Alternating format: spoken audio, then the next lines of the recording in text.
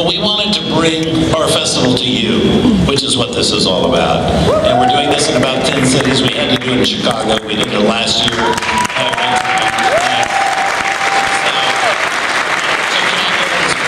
Very much a part of our hearts. And you're going to have a great time tonight. Is there anybody here who hasn't seen Seven Brides or Seven Brothers? A few. A few. But what a compliment to the movie that you want to see it again. Let me ask you, how many have seen it on a big screen? Not a lot. See, that's what this is all about. It's great. And it's with great pride that I introduce this wonderful lady that's going to come now from a movie made in 1954. Just have a look at Jane Powell.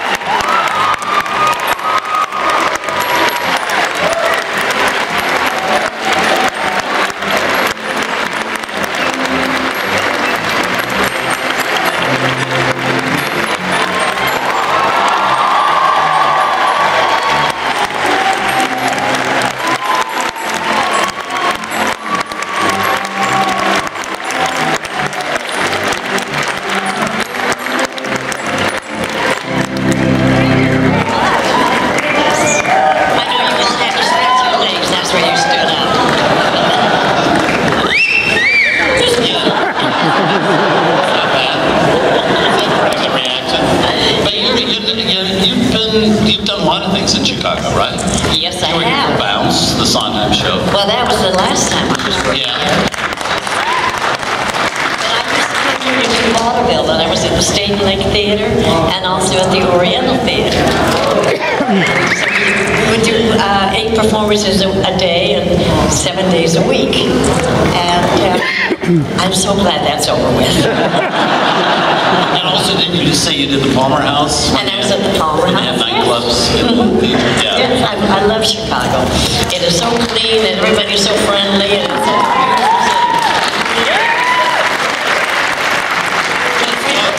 feel that way about it. Yeah, absolutely. I could live here in a moment. I could live here very happily in Chicago. Oh, I could too. Yes. Except for the cold. I've been through 2 summers here and 2 winters. I didn't have a problem with the winters at all. It was the summers that kind of got to me. It got kind of warm. I have to ask you now, I have to make a switch here and talk about Seven Brides a bit. When you're making a movie like that, it's a movie everybody loves now, but they didn't know that when you made it. Did you have any feeling when you made it that this was something kind of special in your portfolio that you were doing? Well, I love doing it because it was a period piece, and not only that, the character was pretty feisty, and I did like that part. That was a stretch, right? Yeah, a stretch for you. And the score was so pretty. And, you know, when you make movies, like anything else, you never know if it's going to be a success. I don't know whether it's a Broadway show or whether it's your job or whatever it might be. You never know what's going to really happen to it in the end. But I just feel so blessed and so pleased that I was in it because it is still around. People are still enjoying it. And it's, I think it'll be around for quite some time. Yeah, absolutely. And so will I. Yes, and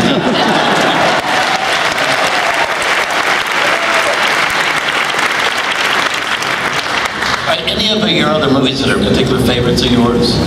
Well, I liked, there was, well, I must say, Royal Wedding, which you mentioned before.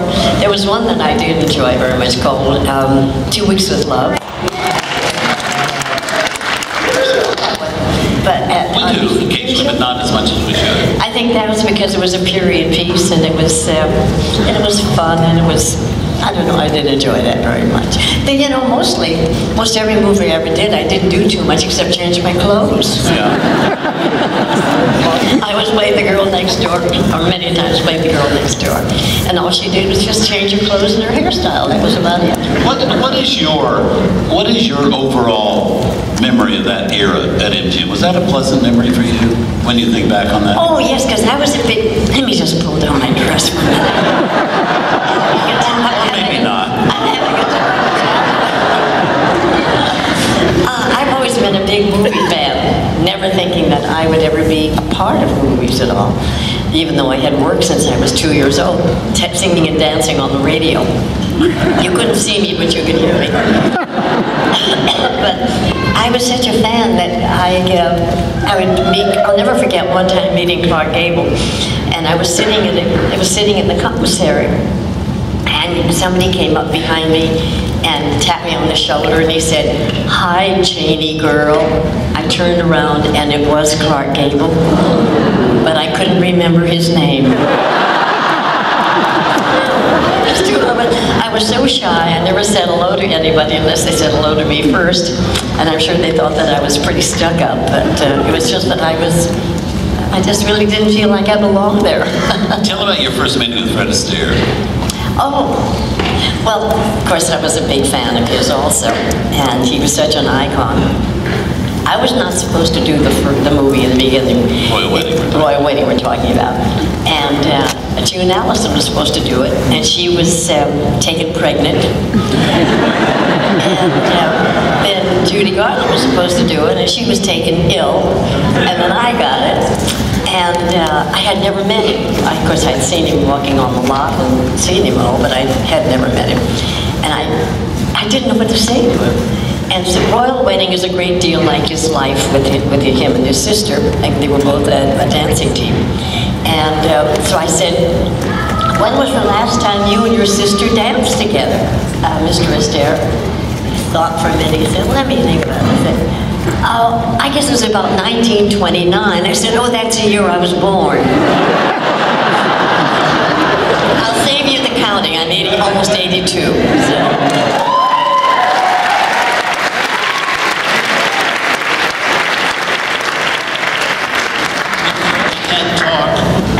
Tonight, at this particular time, without mentioning and bringing up Elizabeth Taylor.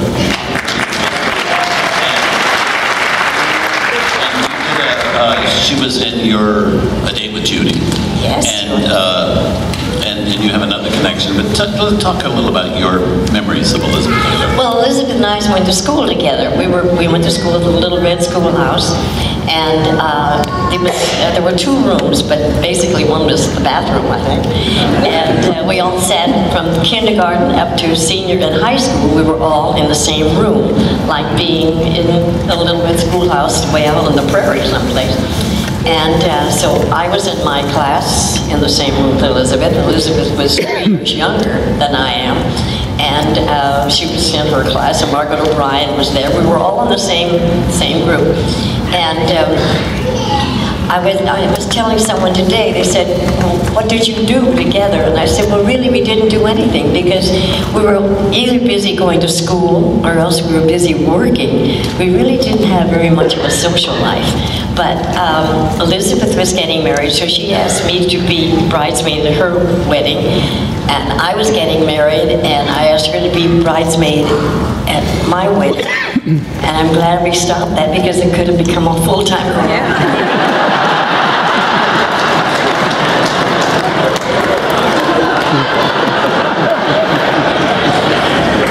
I don't run like that anymore.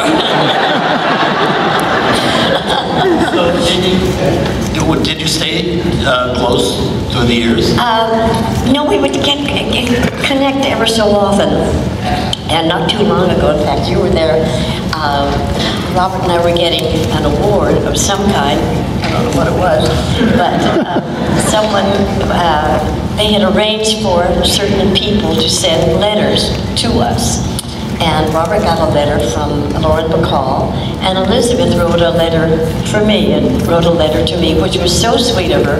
It was very complimentary, and was very loving. And I was really so happy and so touched to receive it. And then a couple of months ago, just before she went into the hospital, as a matter of fact, she called me, and she was complimenting me on a show, on a movie that I had done on Law and Order SUV. And she said, "I didn't know that you could act." But it's true. You wouldn't say this about yourself, but the letter that she wrote was so sweet and complimentary about what a wonderful actress you'd become. and how proud she was of you and what you'd done with your career and your life and the way you'd lived your life. I mean, she'd really been observing you without you knowing it. Yes. Paying attention to your life. And well, she had a very busy life. She didn't have much time to watch me. That was a remarkable thing, that yes, she was so in tune with what you were doing, what had been going on. It was lovely. Yes. She was a very kind, a very funny lady. She was, and she had a mouth like a sailor. She was what every woman wanted to be. And she did everything that every woman would like to do and not get caught.